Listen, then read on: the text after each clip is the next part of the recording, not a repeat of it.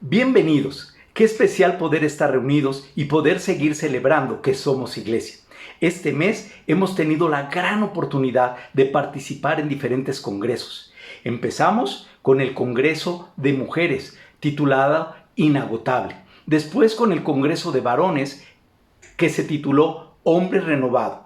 Y el Congreso de Somos Iglesia, donde tuvimos devocionales diarios y diversas clases. Hermanos, amigos, tuvimos la oportunidad de escuchar a más de 50 hombres y mujeres de diferentes partes de todo el continente. Sin duda, esto es algo increíble, esto es algo que ha renovado y nos ha inspirado de una manera muy especial. En lo personal, escuché voces diciéndome de toda América Latina: renueva el valor que tienes por la iglesia. Y sabes, cuando estaba pensando en eso, me recordé mucho una frase de Jesús que decía: el que tenga oídos, que oiga. Esta semana he escuchado a Jesús, este mes he escuchado a Jesús decirme: el que tenga oídos, que oiga. Hermanos, amigos, yo quiero animarte y preguntarte: ¿qué oíste este mes? ¿Qué escuchaste este mes? Y quiero animarte a que podamos reflexionar, quiero animarte a que podamos meditar, quiero animarte a que podamos aplicar todo lo que aprendimos en este congreso. Sin duda, un congreso muy especial que está haciendo historia en nuestra iglesia, pero que principalmente está cambiando y está renovando nuestros corazones ansiosos de practicar y de aplicar las enseñanzas de Jesús. Lucas escribió el Evangelio y Hechos. Lucas, en su Evangelio, narra el comienzo del ministerio de Jesús, empezando en Galilea y va avanzando a Samaria, Judea y finalmente a Jerusalén. Hechos es lo opuesto. Empieza en Jerusalén y se dispersa a Judea, Samaria y hasta los confines de la tierra. El centro de sus escritos se encuentra al final del Evangelio de Lucas y en el comienzo del libro de los Hechos, con la muerte, la sepultura y la resurrección de nuestro Señor Jesucristo. Los discípulos del primer siglo vivieron con una perspectiva eterna y sin duda pudieron completar la misión que Jesús les había encomendado. En cada discípulo del primer siglo se encontraba esta expectativa. Ellos entendieron, escucharon y obedecieron el mensaje de ir a anunciar a cada nación el mensaje de las buenas nuevas. Qué increíble que tenemos la oportunidad de poder vivirlo 2000 años después. Desde que llegué a la iglesia, el libro de Hechos ha sido una inspiración para mi vida. El libro de Hechos me ha dado visión, el libro de Hechos me ha dado esperanza, el libro de Hechos me ha dado motivación para no desanimarme y continuar. Y sobre todo para valorar los hermanos del primer siglo que con mucho amor y con mucho sacrificio pusieron al mundo de su tiempo de cabeza. El día de hoy vamos a tener la oportunidad de recordar y de estudiar una escritura muy importante cuando hablamos del tema de Somos Iglesia. Vamos a estar en Primera de Pedro, capítulo 2, y vamos a poder profundizar para que las escrituras lleguen a nuestro corazón y nos ayuden a entender el propósito que Jesús tiene para nosotros. Acompáñame en una oración. Padre Dios, Señor Todopoderoso, queremos darte gracias por esta tarde, Señor, que podemos alabarte, que podemos glorificarte, pero sobre todo que podemos escuchar tu palabra, la cual nos dirige y la cual nos lleva a ti. Padre, ayúdanos a renovar en nuestro corazón el mensaje que tú diste hace 2000 años y que podamos, como los discípulos del primer siglo, tener oídos para escuchar lo que quieres enseñarnos, pero también tener el corazón para renovarnos y valorar el hecho de que somos una gran iglesia. Gracias, Dios, por tu amor eterno. Gracias por enviar a tu Hijo Jesús, por el cual hoy tenemos el privilegio de estar reunidos. Quédate con nosotros y bendícenos, por favor. Y te oramos todo esto en nombre de tu Hijo Jesús. Amén. Primera de Pedro nos instruye, nos edifica, nos exhorta y nos anima a mantenernos firmes a pesar de las situaciones por las que estemos pasando. Los discípulos del primer siglo lo entendieron y por lo tanto pudieron lograr cumplir con la misión de Jesús. ¿Cómo podemos lograr hoy nosotros? ¿Cómo pudieron ellos lograrlo? Vamos a entender profundamente dos cosas que ellos hicieron para poder lograr la evangelización de su mundo conocido. Primeramente, ellos entendieron, y la segunda cosa fue que ellos valoraron. ¿Qué fue lo que entendieron? Entendieron el fundamento de que somos iglesia. Vamos a leer ahí en el capítulo 2, en el versículo 4 al 5. Acompáñame, por favor. Cristo es la piedra viva, rechazada por los seres humanos, pero escogida y preciosa ante Dios. Al acercarse a Él, también ustedes son como piedras vivas, con las cuales se está edificando una casa espiritual. De este modo, llegan a ser un sacerdocio santo para ofrecer sacrificios espirituales que Dios acepta por medio de Jesucristo. Qué increíble poder escuchar esto. Qué increíble ver que los discípulos del primer siglo entendieron quién era Jesús. Jesús no era un buen hombre. Jesús no era un buen profeta. Jesús no era un hombre moralista. Jesús era el Hijo de Dios. Y sin duda, Él vino y dio su vida para que cada uno de nosotros pudiéramos ser salvos. Él era la piedra angular, la piedra viva que Dios ponía como fundamento para edificar toda su iglesia y en la cual tú y yo hoy podemos entrar a través del sacrificio de Jesús.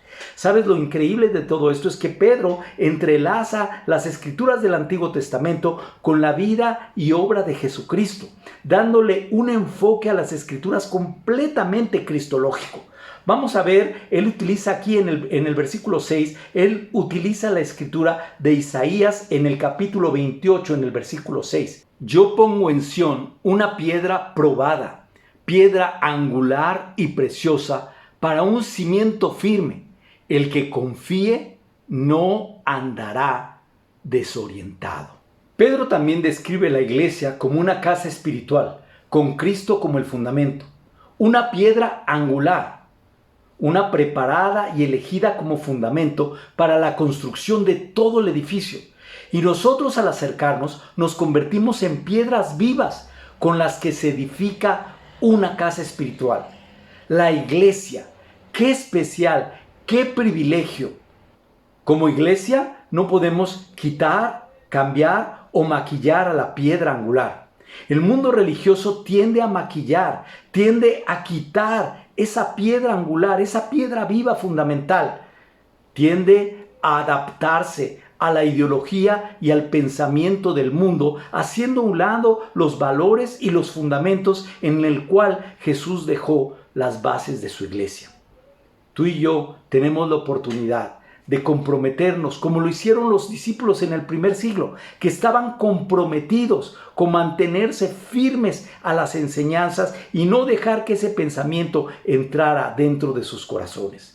La iglesia es esa casa espiritual en la cual tú y yo habitamos. Hoy tú y yo somos esas piedras vivas que han respondido al mensaje que se nos fue anunciado y juntos conformamos la iglesia. ¡Qué mensaje tan increíble que Pedro nos está recordando en estos pasajes! Hermanos, somos iglesia. Somos esas piedras vivas que escucharon el mensaje, obedecieron y se unen para formar el templo santo en el cual Dios habita. Efesios 2:22. No nos unen las tradiciones, no nos unen los pensamientos del mundo, no nos une nuestro intelecto, no nos une nuestra clase social. Lo que nos une es la vida y obra de nuestro Señor Jesucristo. La piedra angular a la cual seguimos con el propósito de imitar y de abrazar cada una de sus enseñanzas, porque por medio de Él todo se mantiene en orden. Los discípulos del primer siglo pudieron lograr la evangelización, pudieron lograr el cometido, la misión que Jesús les había encomendado, también porque entendieron el sacrificio. Vamos a continuar leyendo ahí en 2 de Pedro, capítulo 2, versículo 5. De este modo, llegan a ser un sacerdocio santo para ofrecer sacrificios espirituales que Dios acepta por medio de Jesucristo.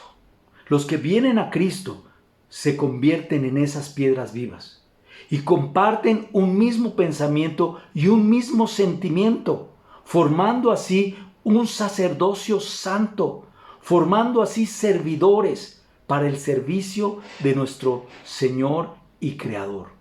¿Sabes? Los discípulos del primer siglo entendieron que no eran solo los apóstoles, entendieron que no eran solo los líderes, entendieron que no eran solo los misioneros, entendieron que no eran solo los hombres o solo las mujeres. Ellos entendieron, cada uno de nosotros hemos sido renovados a través de la sangre de Cristo y por lo tanto podemos tener una relación personal con el Creador.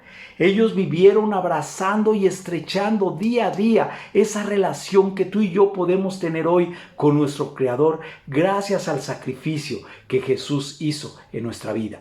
También entendieron que se habían convertido en sacerdotes para ofrecer sacrificios espirituales. Muy posiblemente se estaba refiriendo a la santidad de la vida en la que habla en el capítulo 1, en el versículo 15, y también al amor mutuo que debía de existir entre cada uno. Primera de Pedro, capítulo 1, versículo 22. El énfasis de Pedro no está en el papel de sacerdote de cada creyente, sino en la identidad de poder ser renovados, en la identidad de la comunidad como creyentes en el mundo en general. O sea, el papel de cada uno de nosotros en la iglesia. Hermano, ¿entiendes tu papel como sacerdote? Esto significaba ser extranjeros en este mundo. Ya no podían vivir de acuerdo a los pensamientos del mundo o de la cultura en la cual vivían. Tenían que verse ellos mismos como extranjeros, no pertenecientes a este mundo, pero con ese pensamiento eterno en el cual su identidad estaba puesta en el sacerdocio santo, en poder vivir vidas puras, en poder alabar, en poder glorificar a nuestro Dios. Sabes, cada vez que tú y yo nos reunimos, tenemos la oportunidad de celebrar eso, de ser sacerdotes en la edificación de este pueblo santo. Qué increíble cuando podemos entender como iglesia. Qué increíble, hermanos, cuando tú y yo, que somos iglesia, entendemos ese propósito y queremos desarrollarlo y queremos llevarlo en nuestra vida diaria. Yo creo que este mes hemos sido inspirados y hemos sido retados y hemos sido renovados en esta expectativa. Yo te animo a que tú pienses, que tú puedas entender que tú eres un sacerdote dentro del reino de Dios. La otra cosa que entendieron fue la obediencia. Versículos 7 y 8. Para ustedes los creyentes, esta piedra es preciosa, pero para los incrédulos, la piedra que desecharon los constructores ha llegado a ser la piedra angular, y también una piedra de tropiezo y una roca que hace caer. Tropiezan al desobedecer la palabra para la cual estaban destinados. Para los discípulos del primer siglo, la palabra de Dios no era una sugerencia. Su llamado era para poder obedecerla, no a seguir reglas, pero ponerla dentro del corazón para que pudiera transformarnos y pudiera renovarnos, para poder ser discípulos, esas piedras vivas para la gloria de nuestro Dios. Los discípulos obedecieron ese llamado. Si somos iglesia, hermanos, necesitamos abrir nuestros oídos. Necesitamos limpiarlos si están tapados, pero necesitamos escuchar la palabra de Dios. Y no solo escucharla, pero obedecerla y aplicarla en nuestra vida diaria. Por eso es que Jesús comúnmente decía, el que tenga oídos, que oiga. Tenemos que tener mucho cuidado con no volvernos arrogantes, con no pensar que ya lo sabemos todo y cerrar o tapar nuestros oídos para no escuchar la palabra de Dios. Por eso hoy yo te animo y te pregunto, ¿qué tipo de oído tienes? ¿Uno que escucha o uno que se cierra? Y ojalá tú y yo podamos entender esta parte principal que hizo una diferencia en la iglesia del primer siglo y que sin duda hará una diferencia en nuestra iglesia el día de hoy. ¿Cómo lograron los discípulos del primer siglo cumplir con la misión que Jesús les había encomendado? Segundo punto, valorando. Primeramente, ellos valoraron su llamado. Vamos a continuar leyendo ahí en el versículo 9. Pero ustedes son un linaje escogido, real sacerdocio, nación santa, pueblo que pertenece a Dios. Los discípulos del primer siglo valoraron su llamado. ¡Qué increíble! Ellos entendieron, pero también valoraron lo que Dios había hecho. Él estaba diciendo, son linaje escogido, nación santa. ¿Qué tal? Cuando escuchas estas palabras, ¿valoras a lo que Dios te ha hablado? ¿Sabes? Dios estaba poniendo una identidad. Dios, en el llamado que nos hizo, quiere que pongamos una nueva identidad, que dejemos a un lado todo lo que antes éramos y podamos entender la nueva identidad que tenemos gracias a Cristo. Porque ahora tú y yo, por medio de ese mensaje, somos nación santa. ¿Sabes? Recuerdo mucho, con mucho gozo, cuando me iba a bautizar.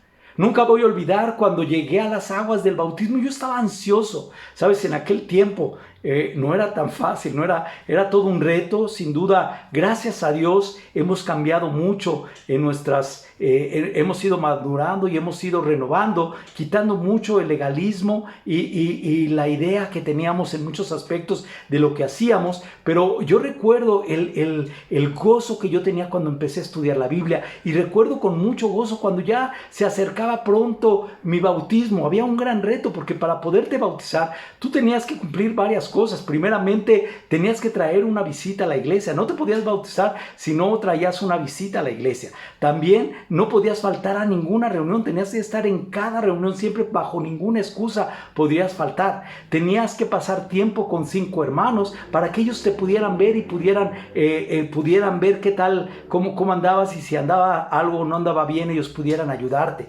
También en aquel tiempo los solteros no podíamos bailar, no podíamos, teníamos que ir bien vestidos a cada una de las reuniones. También otra de las cosas es que no podíamos ir a otro estado, a otro lugar donde no hubiera iglesia, porque nos desconectábamos de la iglesia. Había una serie de cosas que estábamos, y algo que me impresionaba mucho y que yo tenía mucho deseo, es que al principio, cuando empecé a estudiar la Biblia, no podía ir yo a las reuniones de semana, porque esa reunión era exclusiva para los que eran miembros de la iglesia. Y yo pensaba, pues, ¿qué hablarán en esas? Al principio pensaba, ¿qué hablarán en esas reuniones? Pero después, cuando fui entendiendo la palabra, cuando fui conociendo, yo tenía tantas ansias de estar. Solamente podían ir los que estaban bautizados y los que ya estaban llegando a los finales de sus estudios. Y yo recuerdo la primera vez que pude asistir a una reunión entre semana. Yo estaba tan animado, tan gozoso, tan renovado en mi corazón y con un deseo de bautizarme. ¿Por qué? Porque estaba entendiendo que mi identidad ahora era diferente. Ya no era la misma persona, ya no podía pensar como pensaba antes. Dios me estaba renovando. ¿Sabes? Qué bueno que Dios nos ha ido renovando. Qué bueno que ya no hacemos esas cosas. Qué bueno que Dios ha ido madurando a la iglesia. Qué bueno que Dios ha estado trabajando en nuestros corazones. Pero qué especial cuando la iglesia podemos valorar. No importa el tiempo que tengamos, pero que tú y yo podemos valorar el hecho de ser iglesia. ¿Sabes? Hoy volvería a hacer todo eso, aún con el pensamiento de hoy, cambiando todas esas ideas legalistas que teníamos. Lo volvería a hacer. ¿Sabes por qué? Por el hecho de saber que soy linaje escogido, que soy nación santa. Qué increíble, porque eso pudo transformarme. Entendí quién era, entendí la naturaleza que Dios estaba poniendo en mí, y ahora mi identidad estaba en Cristo Jesús. Vamos a continuar leyendo. Versículo 10. Ustedes antes ni siquiera eran pueblo, pero ahora son pueblo de Dios. Antes no habían recibido misericordia, pero ahora ya la han recibido. Mira cómo enfatiza Pedro. Ustedes no eran, ahora son. Ustedes no habían recibido misericordia, ahora la han recibido. ¿Valoras lo que Dios te ha dado?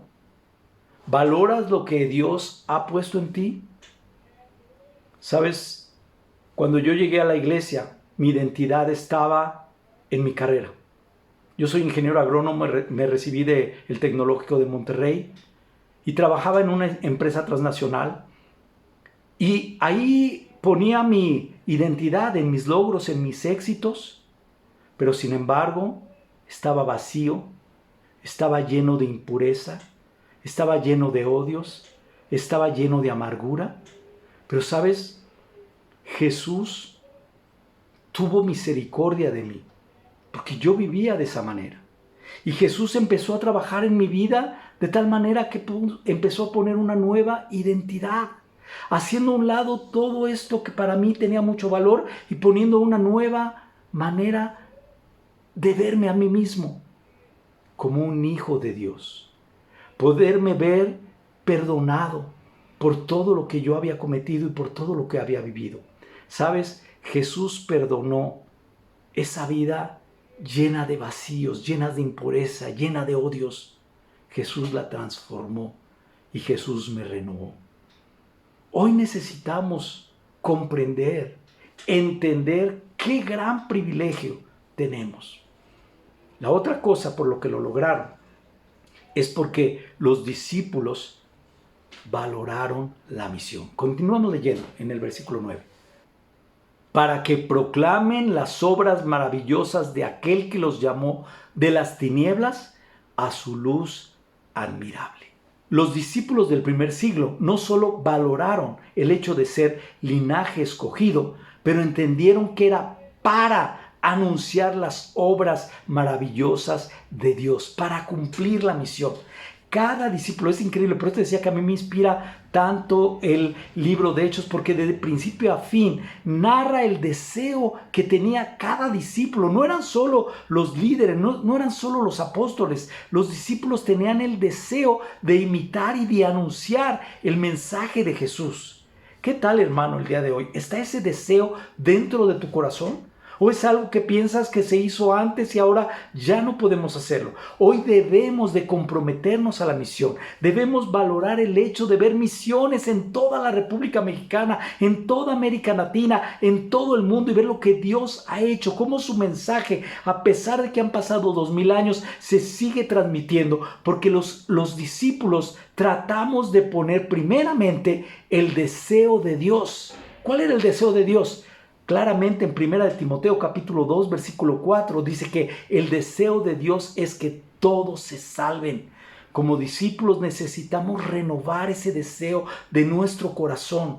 También necesitamos entender el propósito que Jesús nos dejó claro en la Biblia. Él claramente decía: he venido a salvar lo que se había perdido. ¿Sabes? Tanto Jesús como Dios tenían compasión al ver las vidas de cada persona. Jesús y Dios tienen el deseo de que cada uno de nosotros seamos transformados y seamos renovados. Pero tú y yo necesitamos imitar y poner eso dentro de nuestro corazón. ¿Cómo? Valorando la misión. Yo valoro mucho los misioneros que llegaron a la Ciudad de México y anunciaron el mensaje y nos transmitieron esa pasión y ese deseo. Y me anima mucho ver ahora las nuevas generaciones tomando ese deseo. Pero es un reto tanto para ti como para mí mantenernos en esa expectativa. Quiero leerte algo que escribió Rodney Stark, un autor del libro Expansión del Cristianismo. Y él dice en este libro, fíjate lo que él dice: ¿por qué se expandió el cristianismo?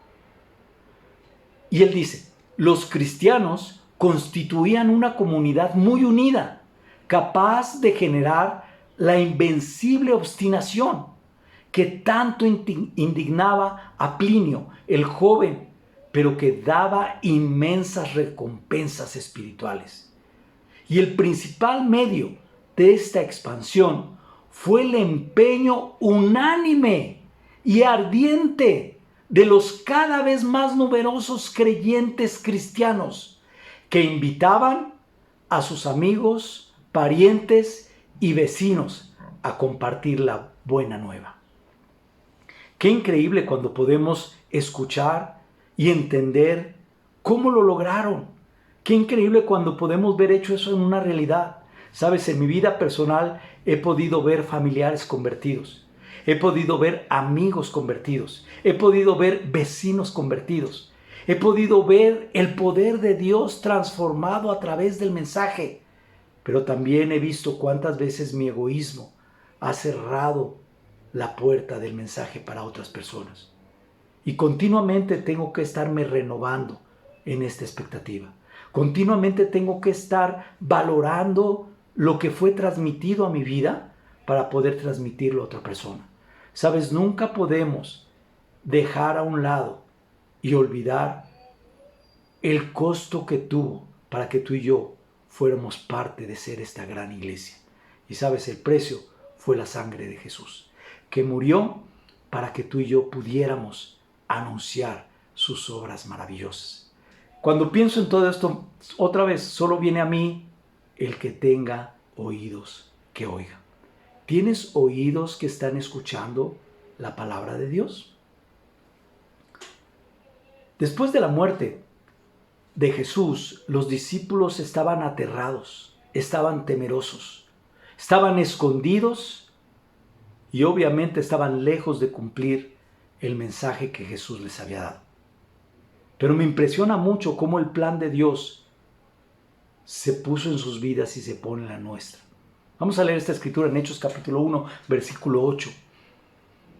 Pero cuando el Espíritu Santo venga sobre ustedes, recibirán poder y saldrán a dar testimonio de mí en Jerusalén y en toda la región de Judea y de Samaria y hasta en las partes más lejanas de la tierra. Sabes, los discípulos estaban llenos de temor, tenían miedo, aunque querían anunciar el mensaje, sabían que sus vidas estaban en peligro. Pero Jesús ya les había dicho, esperen a que llegue esa promesa, donde ustedes recibirán este poder y saldrán a anunciar por todos lados. Dios nos dio el poder del Espíritu Santo. ¡Qué increíble! ¿Cuánto valoramos hoy ese mismo poder que se manifestó en la resurrección de Jesucristo? Es el mismo poder que tú y yo tenemos hoy. Es un poder muy especial. ¿Valoras el Espíritu Santo en tu vida? ¿Sabes? Cuando pienso en mi vida, pienso, ¿por qué estoy aquí? Gracias a la misericordia de Dios y al Espíritu Santo que me guía día y noche. Necesitamos avivar ese fuego que Dios ha puesto en nosotros. Necesitamos avivar esas convicciones. Necesitamos hacerlo de una manera de estudiar su palabra y en ella renovarnos cada día. Nunca cansarnos de leer la Escritura, nunca cansarnos de orar, nunca cansarnos de anunciar el mensaje, entendiendo quiénes somos y valorando lo que somos. Cuando pienso en los discípulos del primer siglo, solo viene a mí ese deseo ardiente de anunciar. Leo Hechos y solo veo conversiones y el Espíritu Santo trabajando de una manera poderosa. Yo no sé si esto no te inspira. A mí en lo personal me inspira de una manera poderosa.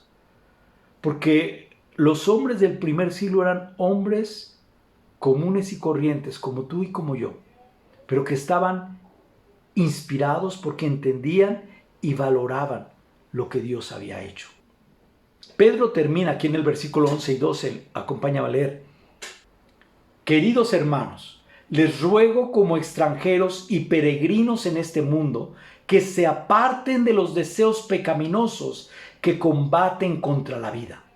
Mantengan entre los incrédulos una conducta tan ejemplar que aunque los acusen de hacer el mal, ellos observen las buenas obras de ustedes y glorifiquen a Dios en el día de la salvación. Los discípulos del primer siglo enfrentaron muchos desafíos y luchas por su nuevo estilo de vida.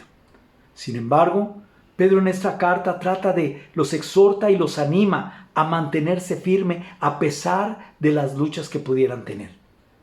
Les anima a no moldearse, a no acomodarse, a no vivir como el mundo, que recordaran que ellos eran extranjeros en un mundo completamente diferente. Cuando tenemos una perspectiva eterna, podemos ver al mundo con ojos completamente diferentes.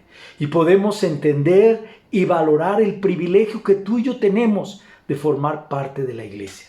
¿Cuántas gracias doy por todo lo que escuché en este tiempo? ¿Cuántas gracias doy por todo lo que fui renovado y fui inspirado? Pero yo quiero animarte, amigo, hermano, a que tú tomes la misma expectativa, que podemos entender y valorar que somos iglesia. Hermanos, valoremos el significado de ser iglesia. Renovémonos y vivamos sus propósitos. Y escuchemos a Jesús que nos dice: el que tenga oídos, que oiga. Muchas gracias.